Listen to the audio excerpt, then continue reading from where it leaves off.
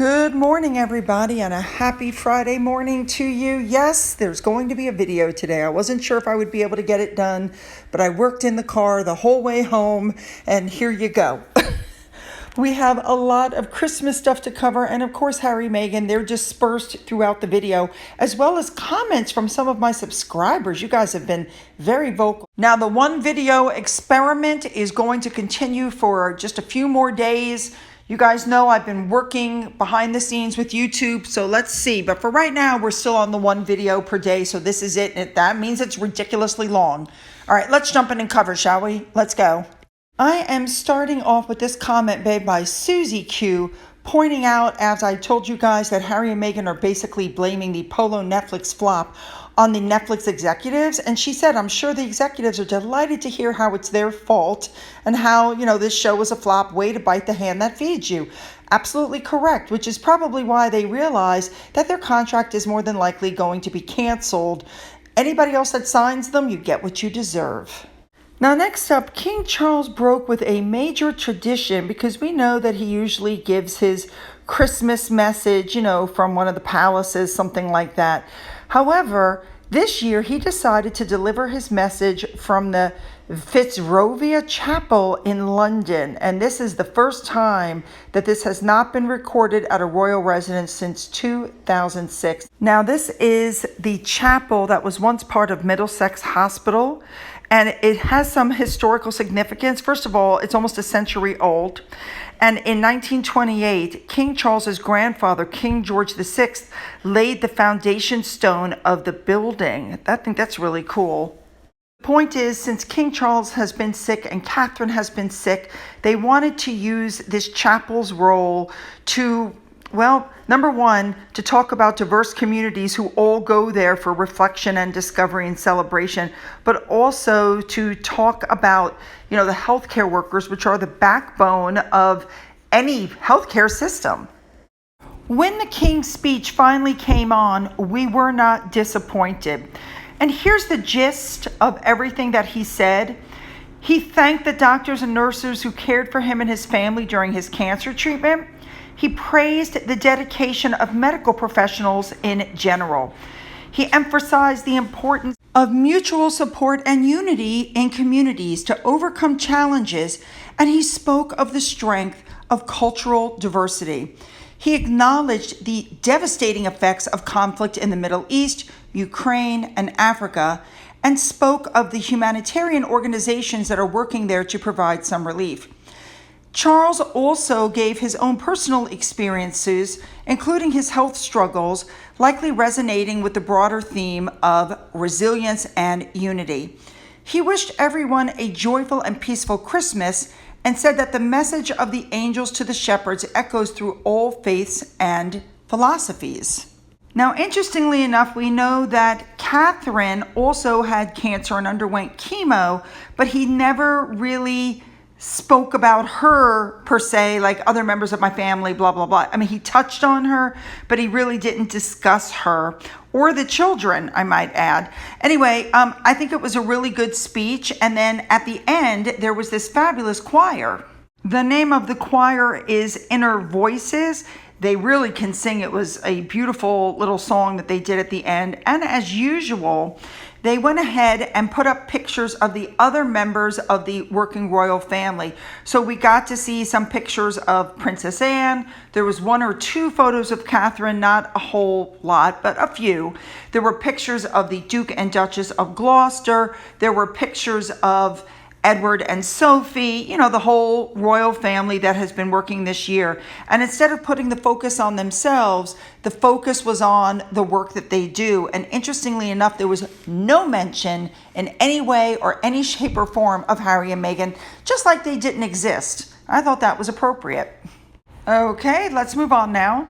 After my story about the Daily Mail, Muddy Paul put up this comment, which I thought was really interesting, pointing out that while Andrew has made some stupid errors of judgment, he's gotten himself into big trouble. But everybody's going on about his connections to that spy.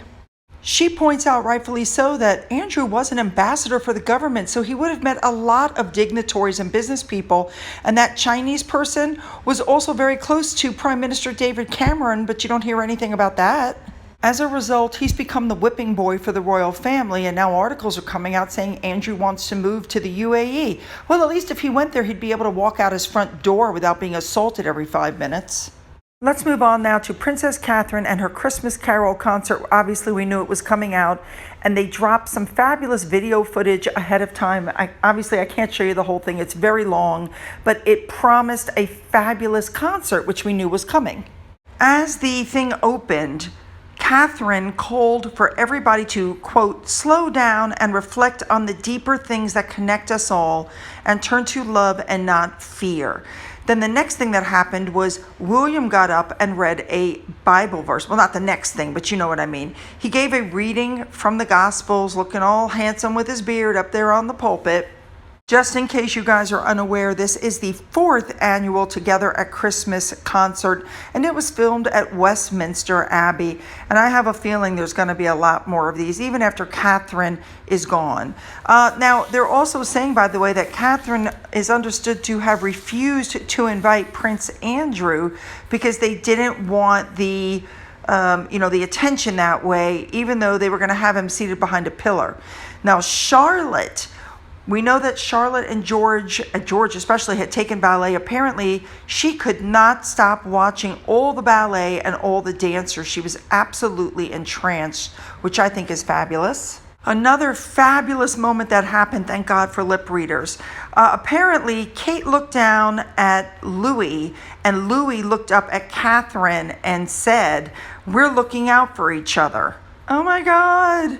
That kid is such a sweetheart. No wonder Catherine had that smirk. It was like a smirky smile on her face. She was beaming with joy. How adorable is that?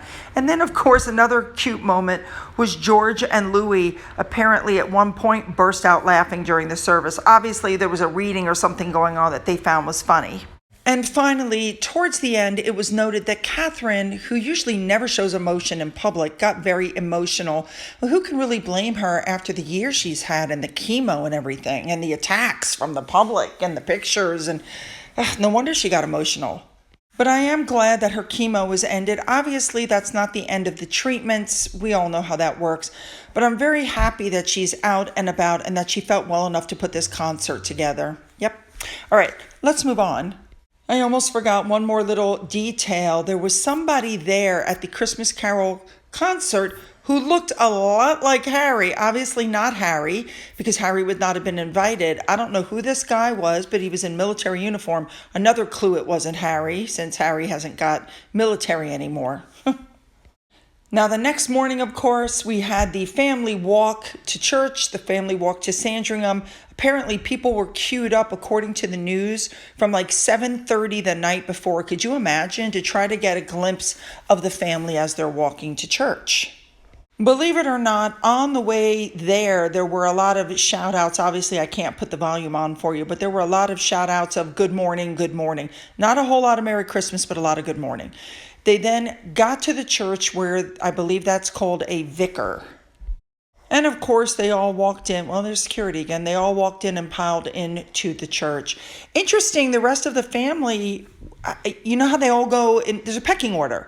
So the Queen and the King went, and the rest of the family was behind William and Catherine, but they did not walk or move until the vicar was done greeting the King, the Queen, William, Catherine, and those 3 kids. Everybody else just stood there and again waving at the crowds as they were yelling out at them. Now let's see if we can identify everybody. Obviously, Andrew and Fergie were not there. Neither was Eugenie, but let's look at everybody else. Now, this is in no particular order, but we have the Wales family. And I have to tell you, every time I see a picture of Catherine, I think of, you're going to laugh at me, I think of Mary Poppins. Remember what she used to say? Mary Poppins, practically perfect in every way. That is exactly what pops into my head every single time I see the Princess of Wales. Gorgeous smile, hair, never has a hair out of place, and the kids are just so well behaved and gorgeous. Now, some other people, Princess Margaret's grandsons, Samuel and Arthur Chatto, and the King's equerry, Lieutenant Colonel Johnny Thompson, there he is. Next up, we have Beatrice, Edo, and Wolfie, and from this angle, she doesn't look pregnant to me, but of course we know that she is. Behind them, you had Duchess Sophie and Edward walking along with Lady Louise and James, the Earl of Wessex. James is getting very tall, and Lady Louise looks absolutely gorgeous. She's so grown up and pretty in pink. And of course, Sir Tim was next to Sophie, and then there's Anne next to Edward. Zara and Mike Tyndall came with two of their daughters, and also Zara was seen walking along with her brother Peter Phillips, and her youngest child Lena, 5, and Peter's daughter was spotted as well. After they got up to the top of the stairs, this is where you can look at Beatrice on the right, and this is where you can see she's pregnant. You guys see that right there? She couldn't get in. There was some sort of a backup of the line, but that's where you can see that she's really blooming as a pregnant person. And of course, there is Sophie and Edward as well, waiting their turn to walk into the chapel. Now, of course, at the end, they all came down. I think the kids were asking, do we stop? Do we say hello? What do we do? They got to the bottom and they all split off in different directions to go and greet the public, who were very eagerly waiting. The service, I was told, from what I read, was about a little over an hour. I'm sure now that this is the fun part for the children, because this is when George, Charlotte, and Louis go about a little bit on their own, and they did. They picked up things on their own. Charlotte was spotted taking a selfie with somebody on the side of the road. And of course, William and Catherine went through, as did King Charles and Queen Camilla. Now, I always wonder about the other children, like Peter Phillips' kids and Zara Tyndall's children. I always wondered if they're given gifts as well, because I've never really noticed or seen pictures of them. But Catherine was just looking absolutely stunning.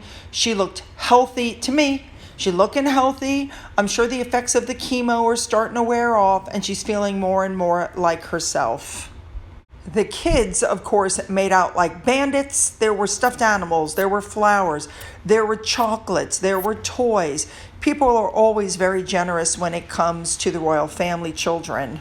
And I'm sure it was lovely for everybody to get together, all the cousins, all the aunts, all the uncles. A couple of pictures taken that got me was Princess Charlotte with Savannah Phillips, Mia and Lena Tyndall, that they were all together. Again, cousins. Now, of course, this takes me back again. I told you I'd be smattering them throughout until we get to the big stuff at the end. When Meghan was so disgusted with the firm, she said she'd never go to the Christmas again. We remember this particular one. She supposedly, allegedly was pregnant. She kept trying to get William's attention. William refused to even look at her or acknowledge her. I think they're calling that one Scarfgate.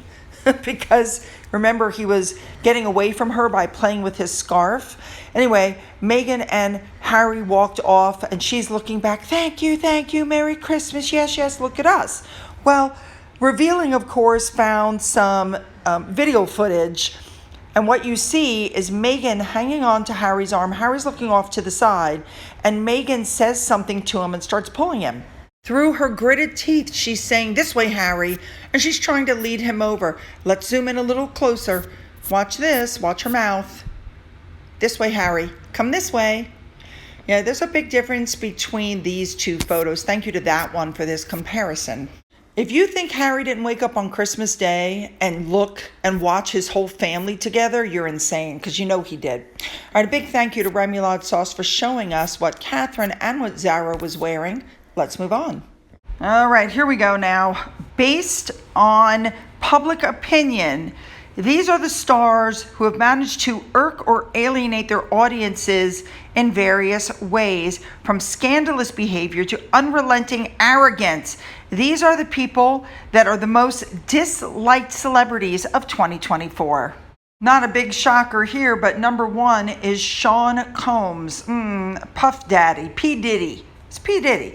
2, big shocker here, Meghan Markle. 3, Prince Harry. That's right, they are ranked 2 and 3. Shocker here, number 4, Ellen DeGeneres. You guys know it's the same group that always hangs out. 5 is Oprah. It's the same people who always hang out together. The only person who's kind of out there is Jada Pinkett Smith, because she doesn't hang with Oprah and that crew.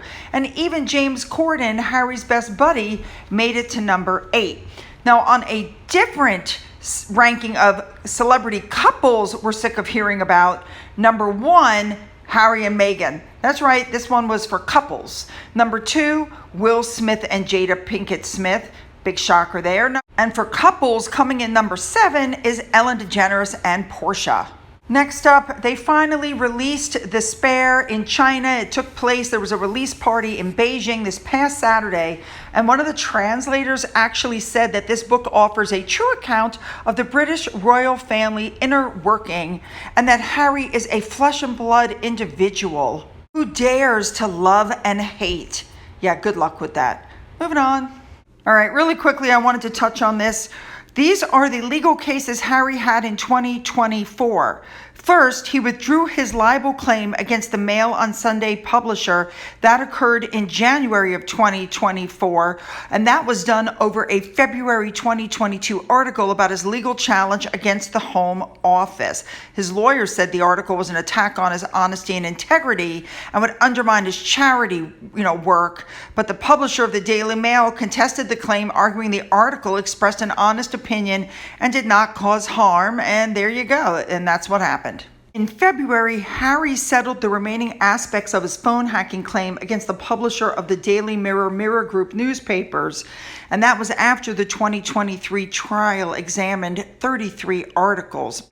Next up, we know Harry took legal action in February of 2020 over Ravic's decision to remove his security, even though that was part of the Sandringham agreement. He then lost his high court challenge against the Home Office, but in June, he was given the green light to bring his challenge to the Court of Appeal, and that appeal will be heard in spring of 2025, which is why Harry is pushing right now so hard for New York to do something and arrest somebody to help him with his case. And finally, we have Harry's lawsuit against the News Group newspaper. There's only him and Lord Tom Watson as the sole claimants because everybody else settled. Don't forget, Harry sat during the Times interview on that stage just a few months ago and said that he's going to finish this for everybody who couldn't finish it because they had to settle because they don't have the financial resources that he has. So he's going to be the dragon slayer, remember, and he's going to fix everything. All right, let's move on now. All right, this final article, I just think I don't know what they were doing. I think they're taking the piss out of Harry with this. His most hilarious moments. Okay, so first of all, this would be when he was making a fool of himself, trying to show off Invictus by putting a fake tattoo on his neck with somebody else's name. Then there's this with his grandmother, which I think is horrible because he made her life miserable towards the end. Then you have this ridiculous thing where actually those balls he's juggling, I believe, are his family jewels that Meghan cut off. Then, of course, you have him dressing up like Spider-Man because, he's so cool. And finally, you had this stint on Jimmy Fallon where he went through this house and pretended like he was so scared. You guys, I feel like this article wasn't flattering at all. I feel like they literally were taking the piss out of him for acting like an idiot on camera. Except for this last one. That's the old Harry. We miss the old Harry. All right, you guys, put those comments down. Make them good. Don't forget to hit the like and the subscribe button and the thumbs up to help me with the algorithm. Then go down into the description box where you'll find the links to my Twitter, my Gettr, my Rumble, my email, my currently paused Patreon, my Amazon wishlist, and a physical address. For those of you who have donated to my coffee fund, thank you so much. And as always, you guys, have a great day.